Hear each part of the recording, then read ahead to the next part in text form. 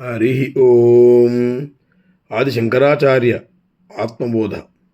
స్వబోధే నాణ్యబోధేచ్ఛా బోధరూపతయాత్మన న దీపా స్యాన్న దీపోచ్ఛా యథా స్వాత్మ ప్రకాశనే. వెలుగుచున్న దీపాన్ని గుర్తించడానికి వేరొక దీపం అవసరం లేదు. జ్ఞానస్వరూపమైన ఆత్మను తెలుసుకోవడానికి మరే ఇతర జ్ఞానము అవసరం లేదు.